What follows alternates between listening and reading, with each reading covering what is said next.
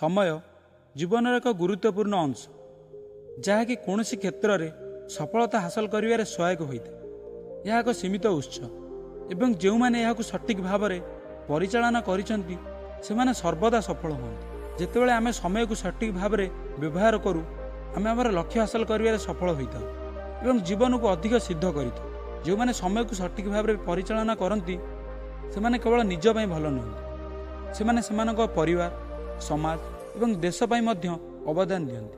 आम एक छोट कहानी माध्यम समय महत्व को बुझा चेष्टा करिया। जंगल स्थित एक आश्रम जड़े ज्ञानी साधु रोते ज्ञान प्राप्तिर लालसारे दूर दूर छात्र निकट को आसुले एवं तांको सानिध्य रे आश्रम रही शिक्षा प्राप्त करुले। आश्रम रही शिक्षा प्राप्त करुवा छात्र मध्यरु जड़े छात्र बहुत अलसुआ थिले एवं समय को अजथारे नष्ट करुले। आजिर कार्य को आसंता काली पर्यंत स्थगित रखुले। तांकर एही खराब अभ्यास विषय रे साधु जानिथिले। सेथिପାଇଁ से चाहूतिले जे से अलसुआ हेबा बंद करंतु एवं शिक्षा समाप्त करिबा परे आश्रम छाड़िबा पूर्वरु समयर महत्व को बुझंतु। दिने संध्यारे से अलसुआ छात्र को डाकिले एवं तांकु एक पत्थर देई कहिले, पुत्र यह कौनसी साधारण पत्थर नुहे बरं यह होची पारस पत्थर। लुहार जेकोसी वस्तु यह स्पर्श कले यह सुनारे परिणत हो।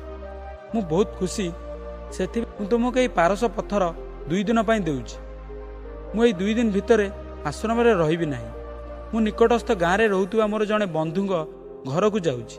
जेतेबेले मु फेरी आसबि मु यही पारस पत्थर को नहीं जीवी। यह पूर्व तुम जेते इच्छा सेते सुनारे परिणत करिपार। यह कही साधु छात्र को पारस पत्थर देवा परे साधु बंधु घर को गले। छात्र तांको हाथ में पारस पत्थर देखि से भाविले जे यह माध्यम मु एते सुना तैयारी करिवि जे जीवन सारा मते कौनसी कार्य करिवार आवश्यकता पड़िबो नाही एवं मु आनंद पूर्वक जीवन व्यतीत करिवि। तांको पाखरे 2 दिन समय थिला। से भाविले जे मो पाखरे 2 दिन समय अछि, मु गोटे दिन आराम करिनेबि तापरे मु सुना तैयारी करिवि। एही भली भाबरे से गोटे दिन आराम रे काटिदेले।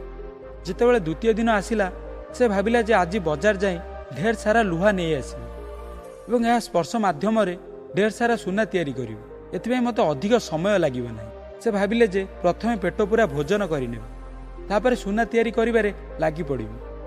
तापर से पेट पूरा भोजन सारिबा परे तांको निद लागिला एवं से पुणी भाविले जे तांको पाखरे संध्या पर्यंत समय अछि।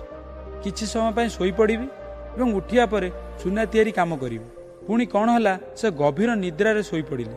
जेतेबेले से जाग्रत हेले सेतेबेले सूर्य अस्त हो जाइथिला एवं 2 दिन समय मध्य पूरा हो जाइथिला। साधु आश्रम को फेरी गले एवं यहाँ पर साधु छात्रों निकट को जाई कहिले, सूर्यास्त सहित 2 दिन बीती गलानी, दयाकरी पारस पत्थर मते फेराई दियो।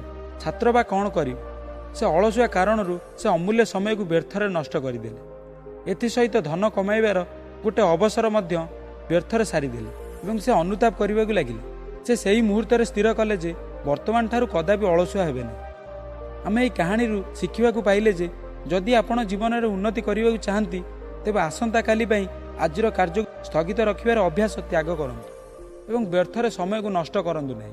तेणु ये कहानी केमिति लागिला कमेंट माध्यम निश्चय जणातु एवं चैनल को लाइक शेयर एंड सब्सक्राइब करंतु।